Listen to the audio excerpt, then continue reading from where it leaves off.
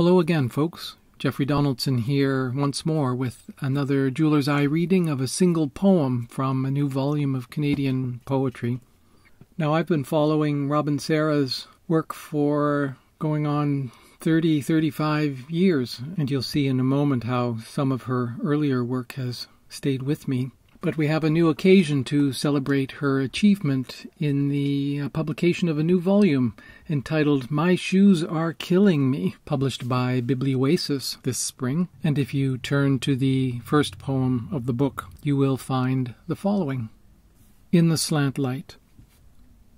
On a grassy bank under a willow tree, I fell asleep, pillowed in an elbow of summer, and woke to see snow falling.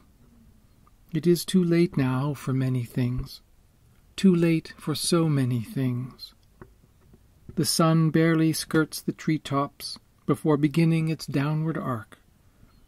Across the still air, sporadic hammer sounds ring out, metal on metal, men on scaffolds, men on ladders in the slant light, battening down the hatches for winter. What happened to noon? High noon. There used to be noon. Time is evaporating like a tide pool, leaving its stranded flotsam, a cipher scribbled across the sand. Debris of our days, we had better look to it, what to discard and what pass on, what yet to hoard to keep us warm. Something to dig around in, something to chew on. As the future shrinks, the past looms larger. The past is compost, is pemmican.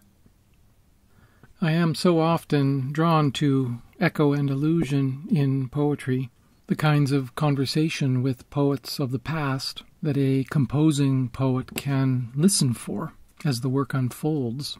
And this poem is rich with them.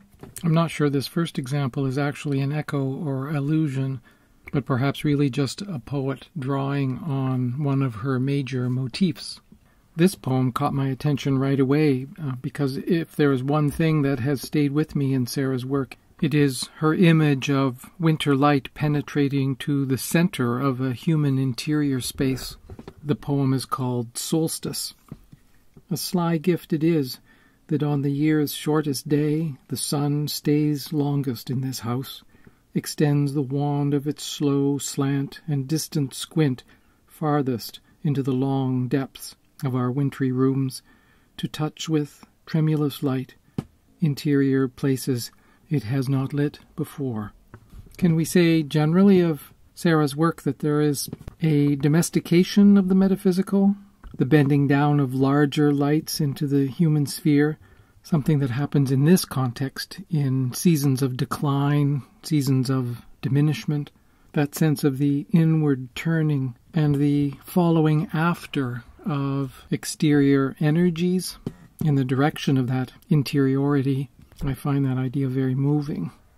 But it's hard to think of that idea without thinking of another earlier poem along similar lines on a similar theme, Emily Dickinson's There's a Certain Slant of Light, Winter Afternoons, where we find the association of a certain kind of illumination with revelations of mortality, diminution of spirit, a finality in Dickinson's heft of cathedral tunes. Dickinson finishes, when it comes, the landscape listens, shadows hold their breath. When it goes, 'tis like the distance on the look of death. The winter season, the seasons of human life, seasons of decline, again of diminishment, all woven together in an angle of light, brilliantly done. But all of this is entwined with a third echo, more dimly heard for me, but I think also very real, very present in the poem. It kind of nagged at me at first, but I think one can hear it readily enough. On a grassy bank under a willow tree, I fell asleep, pillowed in an elbow of summer, and woke to see snow falling. There is the invocation of a certain space, a certain time, and then an experiencing in that space of a transition into another reality. This aligns verbally and thematically with Queen Gertrude's account of Ophelia's suicide in Shakespeare's Hamlet, where she begins, "There is a willow grows aslant a brook that shows his hoar leaves in the glassy stream." Sarah has willow, of course, and a bank, a transition between summer and snow falling. Shakespeare has a willow on the bank of a brook. Its already frosted leaves reflected in the water. Sarah's grassy bank picks up nicely Shakespeare's glassy brook, grassy bank, glassy brook. Sarah's slant light redoes Shakespeare's aslant quality of the willow tree itself. The context of Shakespeare's scene is, of course, a suicide, or death by misadventure in madness. That sense of a sudden or unexpected transition between life and death anticipates Sarah's falling asleep in summer and waking in winter.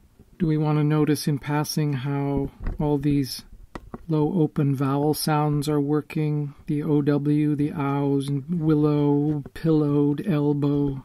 Lots of double L's too, right? In willow, fell, pillowed, falling. Very rich brocade there. But this is a poem of transitions, and it is about transitions, the sudden finding of oneself not where one was. So yet another context is that of the ubi sunt tradition, the Latin ubi sunt qui ante nos fuerunt. François Villon fixed it more permanently in the literature with his Où sont les neiges d'antan, which came to be translated in English as Where are the snows of yesteryear. In Sarah, it's really the sleepiness of the transition. How could I have missed this thing happening, for now suddenly it is winter?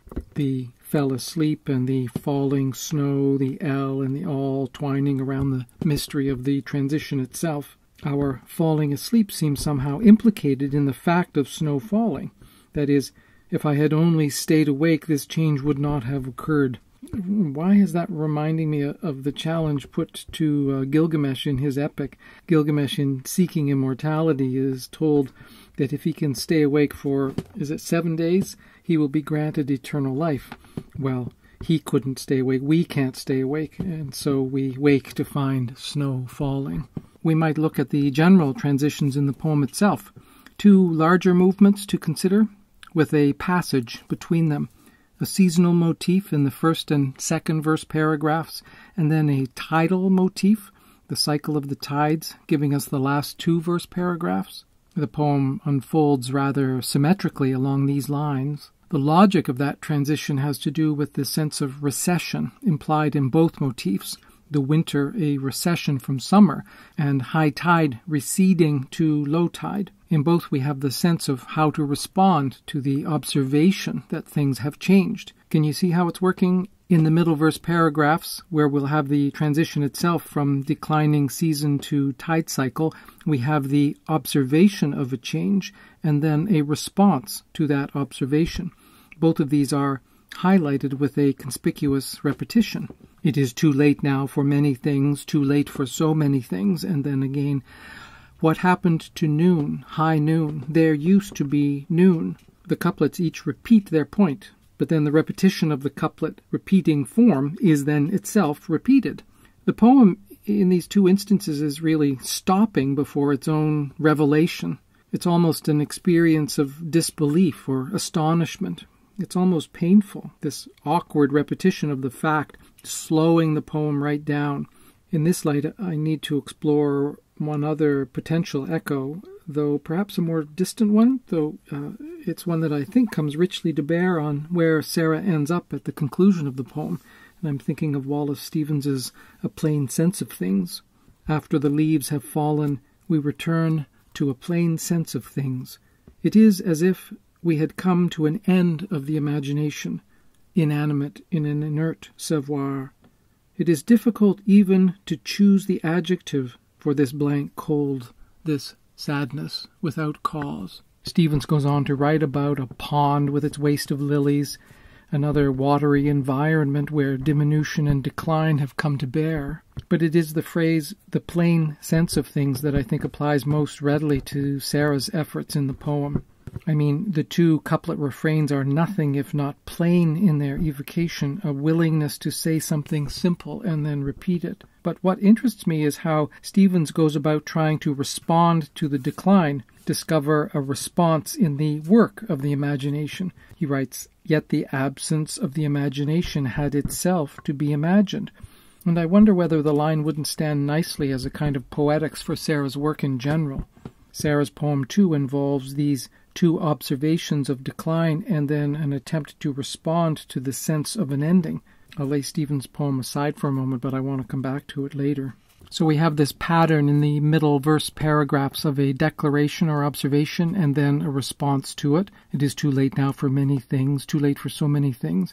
In both we have the bald statement and then an imagistic evocation of the same point. The lateness of one's own life comes back in this sense of a merely temporary sun, barely skirts the treetops picking up willow, before beginning its downward arc, picking up too late, a rise and a fall. The cycle of the sun in winter, giving us its low slant, will become the high and low tide of the next verse paragraph. As I say, we get in each section the sense of a response to the decline. Here it comes in the form of men on scaffolds, men on ladders, in the slant light battening down the hatches. There's a strong sense here, yes, of the opposition of natural phenomena, the facts of decline, and the closing off of the human sphere against it, the shuttering in, the battening down. It may be interesting to take note of the fact that it is men who do the hammering in the poem, make the hard noises, metal on metal, in this work of resistance, a removing of oneself from the menacing environment. We'll come back to this characterization shortly. But yes, this is a sheltering metaphor, certainly. In Sarah's earlier poem about slant lights in winter, she is interested again in the idea of the interior spaces, the domestic inwardnesses into which the light penetrates, where here it is the masculine-associated construction of these spaces that comes to mind. But as we shift from seasonal metaphor to tidal change across the two paragraphs, from the domain of the sun to the domain, if you like, of the moon and its tidal gravities, the sensibility shifts in our response from a sheltering away towards some sense of, I'll call it scavenging, searching, looking among leavings, the stranded flotsam. So we trade in the building of shelters above to a staying outside in the midst of ruin and searching for bits and pieces of things that can be used. And we want to think of this as a sensibility that stands over and against the association of the shelter building with masculine work, the searching among discards here as feminine, if only via the association of the poet's gender. I can't perhaps argue that Sarah's question, what to discard, is an allusion to a line from Henry Adams's The Education of Henry Adams, but that line has nonetheless always stayed with me.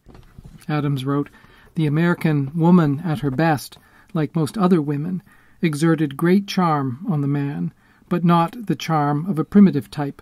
She appeared as the result of a long series of discards, and her chief interest lay in what she had discarded."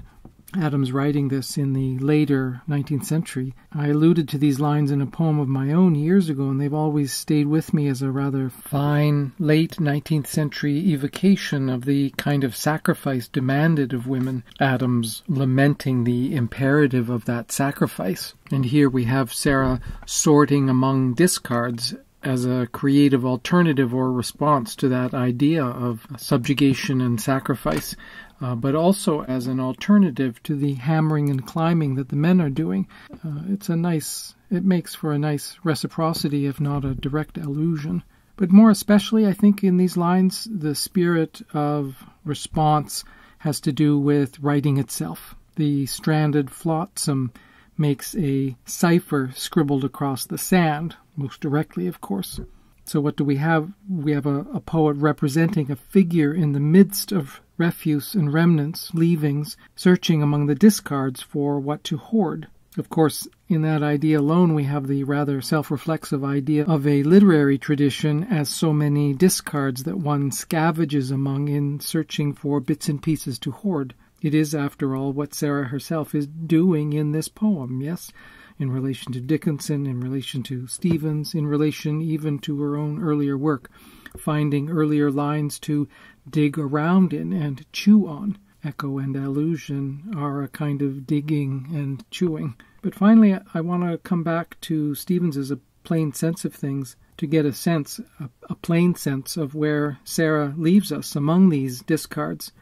Stevens, again, writes in the midst of his own decreative renunciations, "It is difficult even to choose the adjective for this cold, this sadness without cause." For Stevens, in the midst of the failing pond, in the face of the ordinariness of our decline, the challenge is one of articulation, of how to find the right adjective for what it is that is happening. Well, this is exactly what Sarah gives us at the end of the poem. It is a search for the right adjective.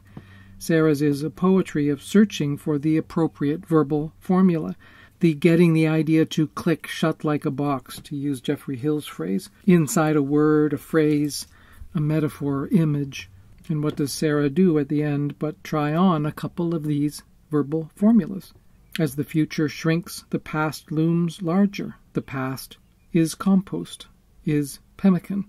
So the poem completes itself in this testing of ways to put a thing. Well, composting seems ready enough in its evocation. You could turn to Walt Whitman's This Compost for a wonderful sense of a natural process whereby what is left over is turned back into fertilizer and so on, something that Sarah is clearly invested in here, where we search among flotsam for the promising soils of stuff to dig around in. But what is pemmican? I'll confess I didn't know. It's an aboriginal food made up of dried meats mixed with fat. We could sit with the metaphor itself, thinking of the leavings of meat, its last vestiges being turned into nourishment, and turn that idea back into the soil of the poem. Pemmican was the saving grace of early explorers and traders. It was also carried by soldiers in the First World War as a kind of last resort for long journeys. So yes, this thing that you can live on when no other nourishment appears to be available. But just look at how the poem, if you'll permit me the metaphoric leap here, provides its own kind of pemmican in its search for the best adjective. That adjective, of course, being the word pemmican itself. You have the past and the past stirred together across two lines, separated by a pleasantly alliterative looms larger, a phrase that sounds almost onomatopoeic in its lower open vowel sounds somehow. But then past coming back in compost, post, past, and then the beautifully interwoven compost and pemmican itself. The MP of compost becoming chiasmatic in the PM of pemmican, and then the com of compost repeating in the can of pemmican, giving us this lovely symmetry of sound textures in the last line. Can we say that the closing is almost a pemmican of letter flavors? These textures are quite actually things to chew on. For the poet, word textures are what is left at low tide, a kind of ciphering that appears only when the plenitudes have receded. It is the searching for a restorative verbal reality behind it. This sense in Sarah's poetry of how to make nourishment out of last supplies, but also in her work this appetite invested in the textures and meanings of words, that what we can make of ourselves at low tide has to do with finding the right verbal formulas for the loss itself that we experience. It is in every sense a coming to terms with experience. That there is in that digging a purposefulness that stands over and against the observation of a dimness in the light, a recession of plenitude. Again, as Stevens writes in Plain Sense of Things, the absence of the imagination had itself to be imagined. Robyn Sarah is one of our poets in Canada who has attended most readily and vigorously to this hard work, and we are forever indebted to her for it. That is then Robyn Sarah's In the Slant Light, published in My Shoes Are Killing Me, Biblioasis 2015.